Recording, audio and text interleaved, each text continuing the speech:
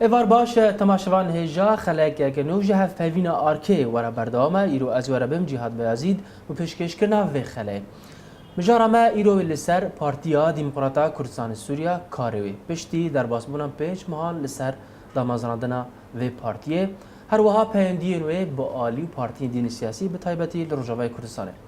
بو گنگ شکرنا و مجاره میوانه ما لاستودیا ما و نشأت زازا اندام مکتب سیاسی یا پارتیا دموکراتا کردستان سوریا ما مستخیر هاتی به استودیو آرکادی خیر دارم دست پیک امی و پرسه امی دست هفته خواب بگن پشتی در بازمون پیش محال لسر دامازرانا پارتیا و چه کار و لسر عردکیه کار پراکتیکی گو برچاو به لروجاوای کردستان دست پیک دست لا و ریز بو و حمیت ماشان هجا ایگو ایرو المقدار کن حقیقتا متخازن دوی مجاره هانا کده گلکتشتا زلال بکنش خلقی خورده اوجی اگهدار بن ایرو روش کاری پارتی دموکراتی کردستان سوریا بچرنگید نشی. اما وقتی پارتی پشتی دامازرانا پارتی کنگره ما دمها چهاره ده داوی هات ما کار سرد آستاکر یک جانب سیاسی بالنسبة ما و معارضة سوري اپوزیسیون سوري يعني جانب اجتماعي ده و هر وهاجي جانب دي او بشي مي كردي جانب مي نتوي ام سروينا قد سكن كاري ما وخباطة مدناف انجمنا نجتماعية او كرد هندوي كردستان سوريا ده اف هر دو جانب راستي يعني عمل وخدي درت كفن ويا ارككي ما يبو ما يعني اويا استراتيجي كلكي وقتي جرينجا ودرست جيجو عمل سروي استراتيجي انا كبر دوام بكن جبرجو ايرو هر دو جي بيك وغريداينا اگر ام نكاربن و هر دو کا بيك وبغريدن وكي بروجيكت سياسي امي قد نكاربن ما في ملتك خوي كرد هندري كردستان سوريا بيك بين جبروي كجيد هندروي في چارچوا هذا مد کاری و گلک کار یعنی بکن بلکه او کاری هانا که ایگو هیوی ملت تیدا پشتی بی کنگره گولدار کت و چاری خلکی و تمام هیوی تیدا بون هم دوست و هم دجمن جی بلکه نبر بشعبن او هیوی ولو زیدا مزن لان بیجن پیش روجی و یو گوتی گلک هیوی و گلک انجام شوی یکی تی هانا که در کفن تبي آستانگی گو مدیتنش پشتی کنگره خو حتی وکی روجا ایرو یعنی او آستانگی گو مدیتنشی اوایجی گلک یعنی سدم هبون گو ندهشتن او کاری پراکتیک ایگو بربچاو ام دو واقعه پیک بینن لی ام دو بیجن عمل برخودن او خباطه ما بردوامه امی وارن لسربان استنگیان جی راست بریا و یعنی دو کنگره و دا کنگره یکیتی ی پارتیا و سرکرداتیا ام بیجن هر چهار پارتین کو بیان یک و کاری سرکرداتیا بکه گلو و کاری بنگاه وان پارتیان بکه دوی دمیده بله يعني إيرو روج أو مسألة وجي قوتي قوتن دامج يعني تبليبونا هارشا بارتيا يعني تبي وقوتي قالك أستانجي هنا إيرو روج پارتیک اگر کنگره خالدار دخی امد زان پشتی و گویی کنگره خالدار دخی چقا آستانگیه دبینه کلک سدم امور که عقلی یک شرقی هم خودی بونه و هر وها اون ریسات گودنا مدام مزون بونه کلک آستانگی دبینه خلک کی گل دوارکی در نکوی خلک کی گل دوارکی جهیبی نکه نباش بو خلک کی و گویی مصالحی ای شخصی او برجوان دیوی نکه تک چونه اویا بلکی آستانگی که با مشکل تبی وجه از بجم يعني برانين هوالا مصلحة عام يعني مصلحة كردائتي دانين صار مصلحة برجوان ديو كل شخصي قلتن هنا دبجة بنجها بارتيا و هم بيجنا يك بتاعتها جن بين مينا كباجر كوبانيش أبى نراستا إيروج كار بيجت شيء يعني الحميد ورا وقتي كار بيجت شيء كم أصيغ لك وقتي دهندر كونغردا درباس هم تيبت لسر ده هريم يعني بهتر وقتي هريم مي أساسينا أو شيء وقتي إيروج كوبان وعفرين بلكي أو حسابات يقول هندر كونغردا هاتن كرن يعني بوی شکلی هانا که بر بچه نستان تبی ده هرمه و گویی گلکی گرنگن با ما وجه رز و حرمت نجی کسی گل برو گویی کار و خباطه قد کن لی ده هندره کنگرادا و دنگ هندره و گویی او توافقات سیاسی گود نوا کنگرادا چهل به گلک آستانگی درد کن او آستانگی هانا که دبن صدمه دل نخوشیان گلک حوالا و گویی با تمثیل با پیشونه کار یعنی اوای ابو صدمه و کشان چهار سر بکه دبهوری مدد کوبانی هر وجی و گویی او کشان أنا كجلكي وقولي نبو باعتبار شهر هوال اندام إيران هاجد دو اندام مكتب سياسي نهار وهاجد دو اندام كوميتانا فاندينا ليه بالنسبة عفرين را بلكينه كي أوستانجي أنا كدركت إيماجي وكي بروجكت سياسي هي أو بروجي سياسي أنا عبريفت شيء وشندك ماجي خلال چندرو كده جد شيء عفريني أو أستانجي جوهنا أو أستانجي جو شيء بنا أو أستانجي جو سر راجعندن يجي دركتنا كيم زيدا دواري مثلا ريخستني دا ياجي وقوتي الريفابريا وريخستنا هنا كده عم يشار سر بكون وإما وكي بروجيكي هيج بو عم قد روجاجي وقوتي هرمكي سر هرمكي تفضيل ناكن بو ما هرم كردي كردستان سوريا حمو بيك فنا حمي وقوتي بحاجتي هفن إيرو روج دوام لفدو خودي در كفن اگر كيماسي شيبو معناتو أو كيماسي نمقصودة لي بقدر مرود كاربي حفاظ السر وقوتي في جسمي هانا كي بكي في بروجي هاي سياسي بكي آگو عمد بينين إيرو روش هي ملت كرد كردستان سوريا ده حقيقة وي أو بي نگو انتقاصش بارتي ديجي برای منا حليفي منا ام بيك وقوتي كار دكن لإيروت ميجي نبيجي بنگهك في بارتي هانا كي قلق مظن هيا دناف جماوري خدا وهر وهاجي بعدك وي قومي هيا الگورتك اليوي ناكي ان هر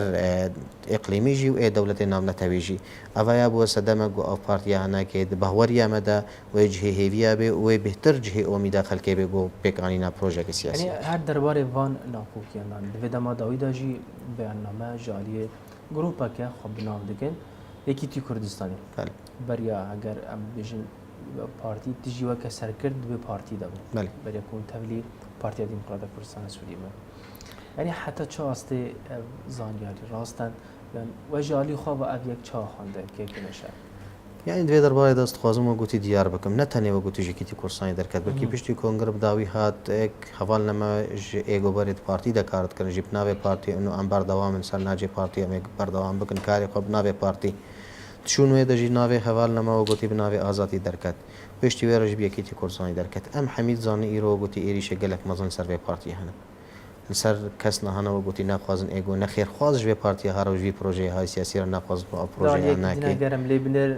نایوی آواتی قلص بونا به پارتی کچتی وصادرت کردن نه دباوری مده اوه قوتک جوی پارتی را ایرو روز اگر او پارتی ها نکی نجه قوتک حقیقی و نوراسیجی اگر نبر بشعب و نه او ایشن دجوار و او گوتی کساینتین گود بنجلی که را ایگو رشک شوی مرودکاری و نکی دیار بکت خوازن خواه بدن ناس کردن و دا کی پارتی شخ بویا جو گوتی کس نیجی خوش پارتی بشون و دانا اوه جو گوتی قط نراسته بلکی حوالک دو زرارگه ها به وانا که وکی حوال شما گوتی جهجوارتو نه خواب ببینین ایرو یکی کردستانی از نابجم سر و حواله حتی ده و حواله مبن از نگو انتقاصش و حوالت کم حوال جه رز و حرمت نه رز و حرمت جی بو هيا لاستكارم بيجم يعني السرد استاتي نجمارتن از نخوازم كيم زي دجوا حواله انتقاص بكم ل او حوال جي تبيل كونغر حاضر بون يعني او حواله گو ایرو بیان درخستنا بلکی دو سی حوال ان حواله مای قیادینه اج اصلی 11 حواله سرکردایتین و پارتی ها نه که ایگو بشون بدبرن سی حواله جوانا که نامک درخستنا و هر سی حواله جی اندام کنگر بون مرشح بود کنگر ده هم جیت کتلا دامن در نکاری بون در کون و هر جیت کتلا و گوتی عام در نکاری بون در کون و بلکی او بو صدمک ایرو یاد دو است خوازم و گوتی نمونه که جی سر و حواله بینم بيانه كمين دركت بالنسبه لجديد كورساي ند بيانك تاني دركت دو بيانج دركت لازم توضيح بك بيانك جي دركت تركيز ذكر انه او تشتي قد كونغر دشي بو ندرست وتركيز بو تاني لسر خالي انه مسؤوليته يعني اگر ايجو بيان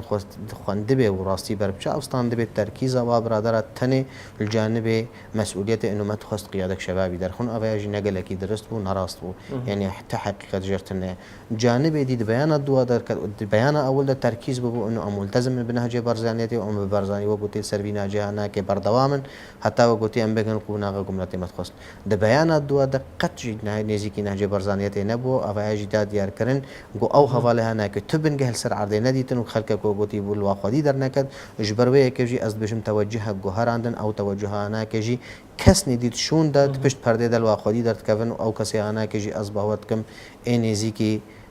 برادر ماي پیدن او ویا وکری بزلالی بجم جبرگو او خلکی انا که بری اموارن کنگرو تایبت او کسی گو بیان جدر خستنا خوش بخور بن دناف حواله مدجی کسنا دیار بون بری جنب یکی سیاسی ربون لی مجبرون اخاك ولا بطل وكي عرب بجن هاتن يكي سياسي تو خيارات لبيش هوانا كي نبونج برگو قرارا قيادة ما بقشتي وهروها حواله ما ايه قاعدة جي قرار او انه ام جزء اكنج في عملية هاي السياسي ام جزء اكنج في بروجي سياسي ايغو ايرو روش ما كردستان عراقي بيك بقرد دي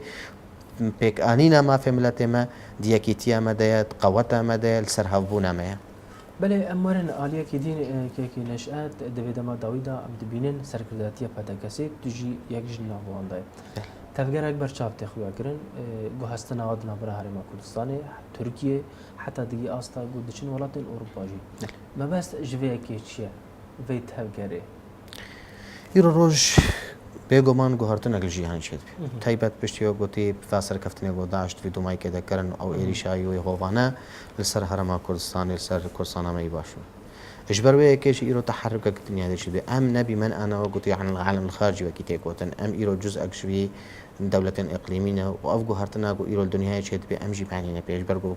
أصلا أفضل تداعياتي هناك حمية تداعياتي شورش سورينا حمية تداعياتي وقلت شيء كرنا داعش سردستي أنظمة دكتاتور إيجو أنها وقلت هتا وكي رجع إيرو سوريا بريبان بي إيش بروي كيجي إيمج ما تيخوستن يعني هم وكي إنجمنا اجتماعية كرد هم وكي بدك سيجيكو أم دكار بن دبلوماسيتك حقيقي داخل كي هناك بخبهور بدن إيرو أم شريك جوهرتنا سوريا وأم شريك وقلت الدجي تروري ام بسکنن جبر گو فکر ما فکر کی وگوتی آشتیانه قبول کرنا هفدوه براتیه وکهویه در ناو سوریا کنوده ام همیجی وگوتی وکی برا لید به چارچوبه ده هر یکی جیب مافی خوا سر مافی خوا بسکنه و مافی خوا پیک بینه تندرای سوریا نوده جبر ویجی اد بجم او گوهرتنا چید به ام معنی نپیگ رقم لی خودی در کبن ام دکاربن رولا خو بلیزم ام کاربن جه قطعه ده ببینن جوه تحالف دولي اقول دجي داعش چید به ده ام دکاربن حقیقت دو قاعده تشتكي بجيبه تشتكي سربخه يكتب كارج مراش كره بك يعني اف هفديتن بردوامن قصد يا اف هفديتني هناك همجي وقتي مشاورات ما باقليم يك شاطني ماجي وقتي اف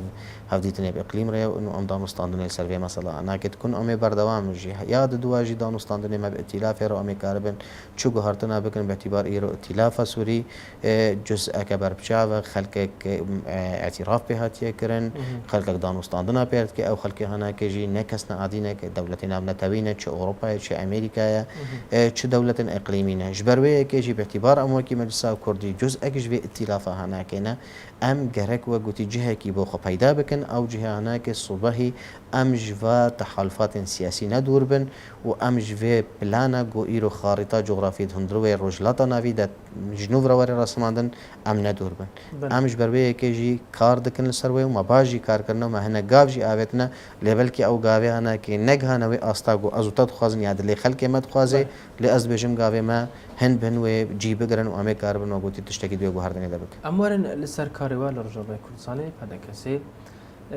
سرکرده کی پارتیا خود بجه هگر سرکرداتی هذا كسي همو لرجوع كردستان با او رخنه يكون حالة تكرن او كاري كو قال كاس بيجين كاري قالس دي قال رجوع كردستان او تشتاوي نبا حتى شاسة تفين يرين رأي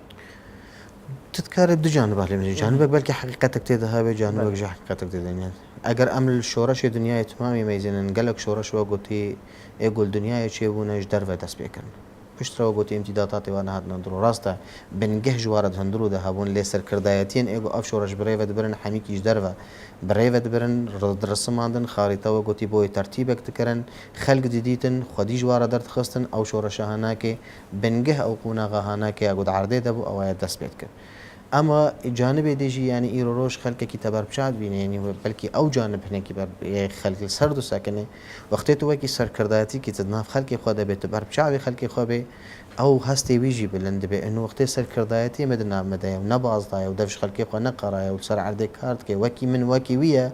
بلکه بهتر اوی هستی پیرا بلند کی بس اما مثلا انه کار وی و خباط وینا کی بلکه زیاتر به کم زیاده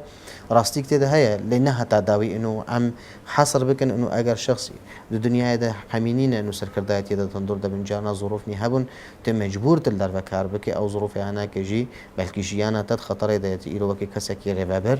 خارطه بو ملت خطر درسمنه نه معقوله ایرو تب فکرك آزاد ناف خلقك ديكتاتوري ده گوب ديكتاتوريت کار لسر عدتين تتكار به آزاد بفكره توي فكره خوي آزاد بو خلق خوجي بده قبول کرن او توي فكره هنا كل سر عده دجيان رب گوتي بيك بينه جبر ويجي يعني سلبيات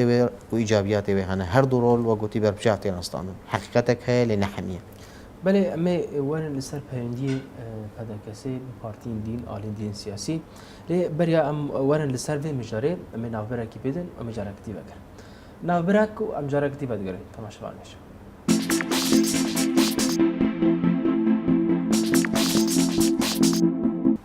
بله تماشاوان هجا مجاره کدی بدگرن و صحبت خال لگر نشأت زازا عندما مکتب سیاسی پیدا کسی بردوام دکن برای ام بچن نافبره مبحثا یکی کربو پیوندین پیدا کسی تایبتی آلین دین پارتین سیاسی اما ورن لسر پارتین انجمن اجتماعی کردی پەیوەندیên pedekesê bi partiyên Encûmenê Sîmaniyê Kurdî re heta çi astêne. Taybetî heger em zanin beriya niha 4 partî bûn. Niha çi cudabûn ketiyekê heger em li ser vê rasta. يعني از دخوازم دست پێ دا یعنی وەک ئەنجومەنان نیشتیمانیا کورد کۆنەکە سیوانەکە ئەم هەمی پارتیە کوردستانە سووریە تایبەت ئێگۆ خۆل سەر تقریبا ئۆپۆزیسیۆنێت بەردە یعنی ئێگۆ خۆ دبینێت جوز ئەکش ئۆپۆزیسیۆنە سووری ئەس دبینم ئەنو ئەف ئەنجومەنە هاناکە ئیرۆ وەکی سەفارەتێکی هاتیە دەست نیشان کرد یاژی وەکی وەزارەتێک خارجی بۆ بنسبەت پرسا ملەتێک کورد هەندێک کوردستانە سووریدا هاتیە دەست نیشان ji ber wê yekê jî bo me giringe îro roj mirov hîfazê ser vî konê hanakê bike. Tevî ev konê hanakê bo eger te ji me bipirsî wekî şexs ez bêjim konekî lawaz ew gelek we gotê sustayî jî tê de heye. Gelek sedem hene yani sedemê wê nake heta wekî îro yani standina biryara we gotî gelekî em müteaxir herekim. Dido yani ew hirsa zêde bi rastî jî yani طبعا ew hirs we gotî metlûb e negot nû hirsê hanake kêm dikin ew hirsa hayê zêde jî eger mirov vê bike ev ê bê eger yani tehesûbatê te'tîmad bike li ser eger yani bîmane weke enû em çêbûne got em biryaran astêne em çêbûne ke enû em kar nekin eger em kar jî bikin em ê tedhiyatê zêde mezin daynin. Bêguman bahweriya me de eger tu îro roj dixwekî encûmenek wekî berpirsiyarekî di ber pirsa miletê xwe kûr debînî eger tu muhamîkî faşil bê tu di ber qediyek rast û dirist debê û tu niketê nikar bê tu carî wê qediya hanakê bi ser bixê ji ber wê yekê jî îro encûmen em dibînin yani konekî gelekî giring e lê ew konê hanakê nikare gava zêde zêde we gotî bavê jê ji netîceya hîsabatê wê daxilî ji netîce we gelek partiyan tê de ji netîce we gotî her partiyekî jî belkî bi eqliya xwe fikirê enû bi çi rengî hanakê pêş ve bibe vê encûmena hanakê ev dibe sedemek ji bo standina biryar e. Ew yek ji esbabê got enû gotî encûmen nikare bi wê rola hayî sir erdê bileyzê. A di duwa dextek mezin jî em yani di wê derbarê de jî gerek em hinekî heq jî bidin encûmenê. Dextek gelek mezin ser encûmenê îro heye hem ji rejîmê belkî rejîm bû şeklê mübaşir tedexul nebike û hem jî we gotî ji vî biraderê me îro gotî peyedê û dezgehê wê eskerî êgo leşkerî got ser erdê kar dikin çi esayîş bin û çi yepekê bin û çi geyrî wanakê bin. Ew astangiyê got bo vê meclisa hanakê çê dike hiştiyê got meclis bi rastî jî pûç bibe ji ber meclis dikeve neqebêne du xiyar xiyarek ji wanakê ya divê sîdamê bi vê biraderê me yî Kurd re bike û îro ême roj bi nisbet ji me re em xwe dibînin xwediya qediye û em meعنîne bi vê mesela hanakê em xwe timî jî me xwe dûrî şerê birakujî kiriye û şerê navxweyî kiriye û ji destpêkê de eger em ev canibê hanakê me hîfaz ser nekiribane di wê bahoriyê de bene belkî şerê birakujî ya şerê navxweyî di nav me de berî salekê jî û bêhtir jî em dikarin bêjin çêwe bû. Ew canibek we gotî jî ye canibê dî jî yani ew naxwazin got kar li ser erdê bibe yani ji xwe pêve kesî qebûl neke îro roj wextê got tu şerîkê xwe qebûl neke yani ew tesewwur li ba te hebe wê eqliya iqsaî eger tu xelkekî tenê iqsa bike û tu dûr bike netîce enû ez û geyrî min tu neye ev eqliya enzîmê şimûlî yani ev eqlî haneke tu nikarî li ser erdê kar bike yani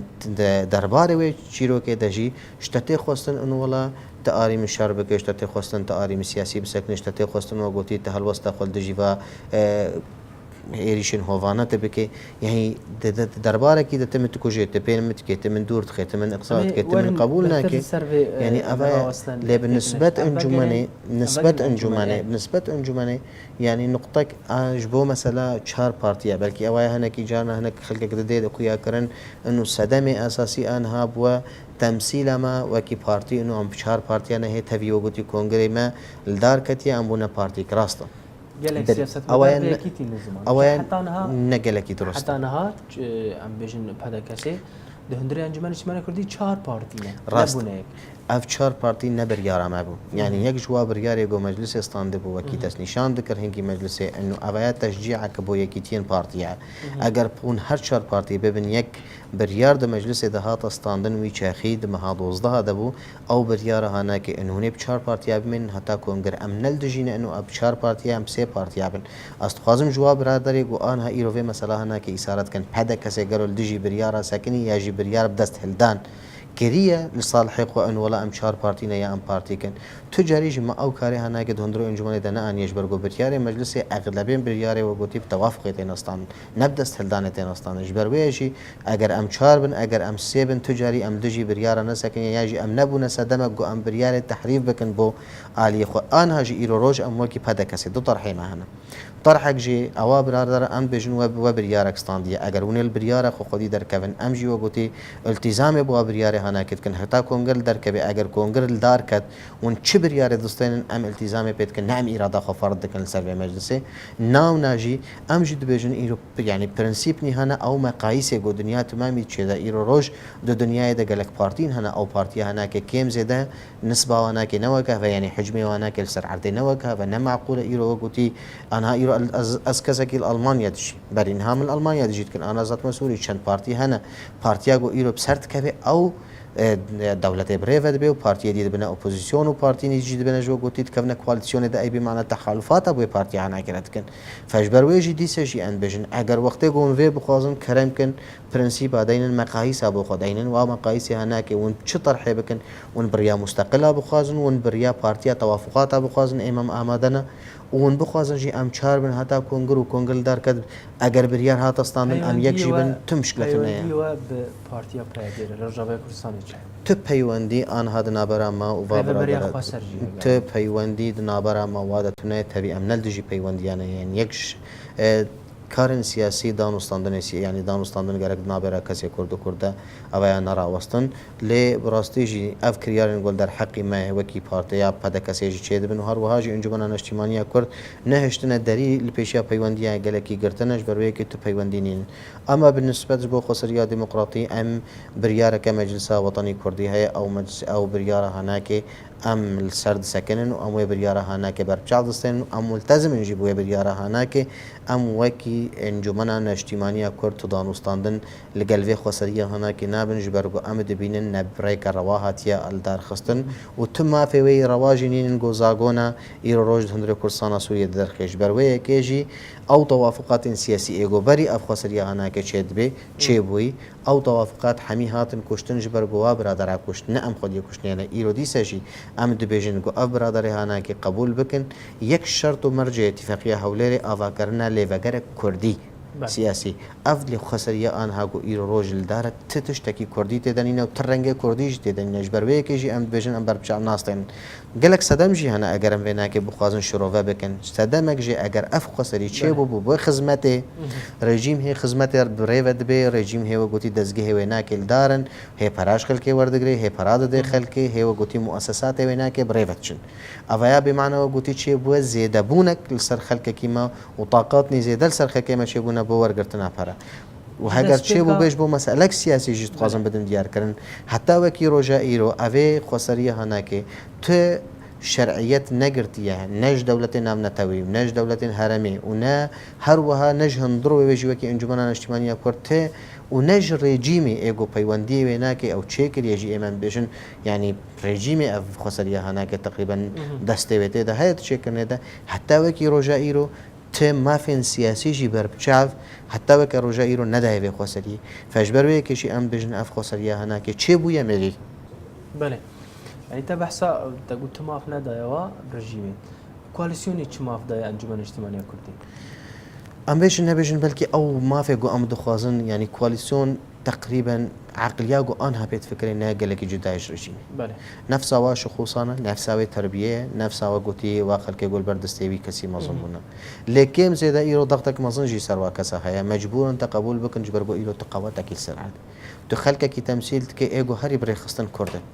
و ايجو هري دكارب نو قوتي معادله سوري هندر سوريا د بوغارتن بدن ياجي سوريا فغرن وكي سوريا كبو حمي سوريا دي سكردن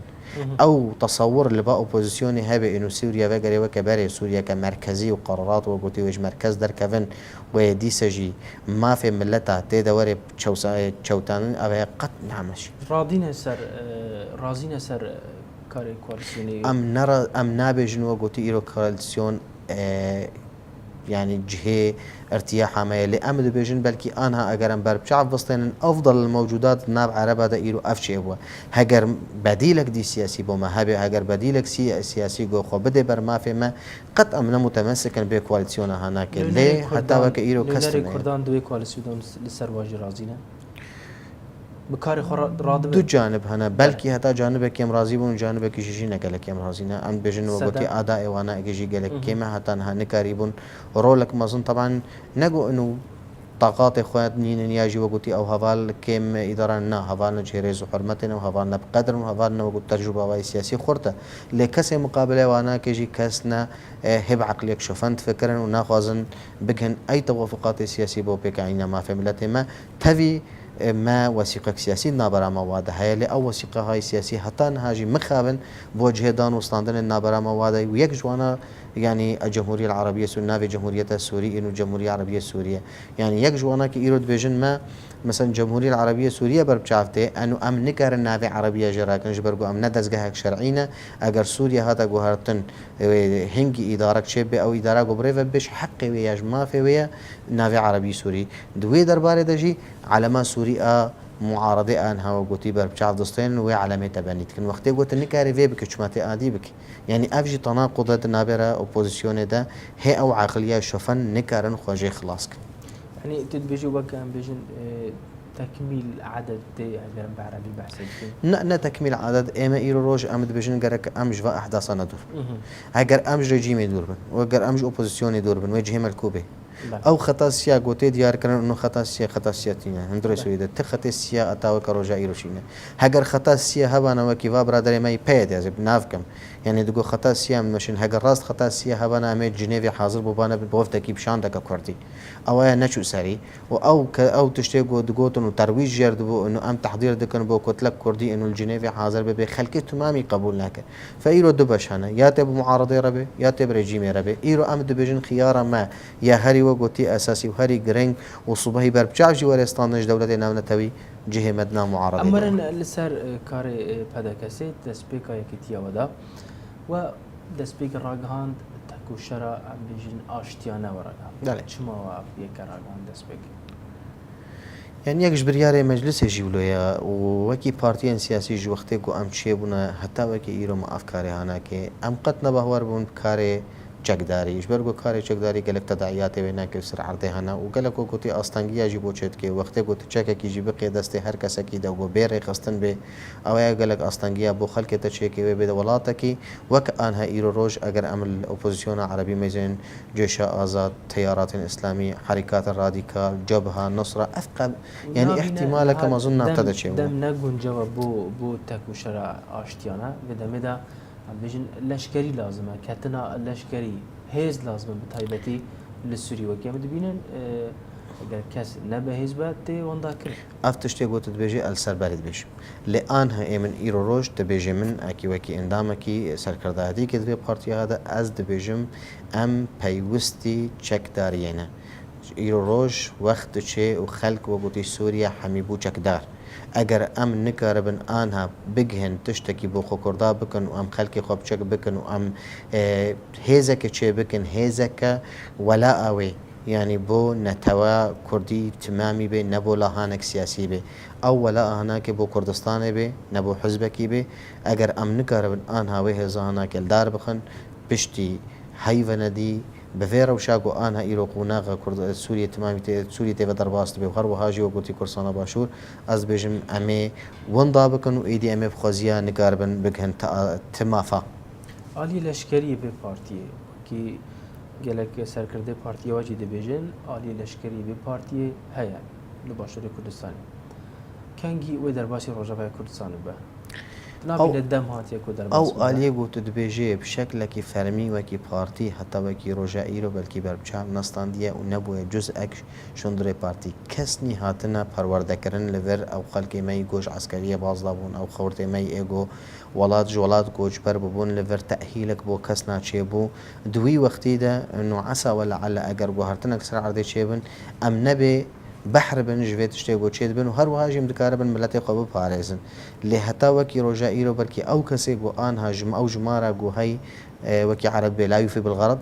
گەرەک ژێ خورتتر و مەستر شێ بێ لێ وەکی پارتی مەهێ ئەو بریارە سیاسی تونەیە گۆ ئەم بێژن ئەمێ هێزێک عسکەری صرف چێ بکەن ئەم بەلکی دلێمەدا وەکی ئەشخاصنی هەبن وەکی شخص وەکی من وەکی تاوەکی خەلی هەر خەلکەکی بەلکی دلێمەدا هەبێ لێ قەرارە سیاسی بۆ مەگەرەکە ئەو قەرارە سیاسیژی قیادەت قەڕێنێ وەختێک بۆ ببینێ وەختێوەیە هەنگیژی ئەس باوەڕ دکەم ئەمێ کارە بن ڕژنەوەی استحقاقیم ژێ استحقاقی بازناتن نەگو ئەنم خۆشی دندە عالی نا استحقاق گەلەکە گرنگە بۆ مەژی وەگوتی تشتێکی بربچاوە و تێ ینی گفتوگۆکردن لێ هەتەنها بریار دوێ دەرحەقی دەتونێ بله گلک سپاس بو نشأت زازا در مکتب سیاسی یا پارتی فدرکسیت مربو گلک سپاسیا مجدل بونت سپاس بۆ وەژی هەمی میشە بله تماشاوان هجا هفت ببینا آرکی ایروژی بدایت حتی روژه کدین هر خیر و خوشی داد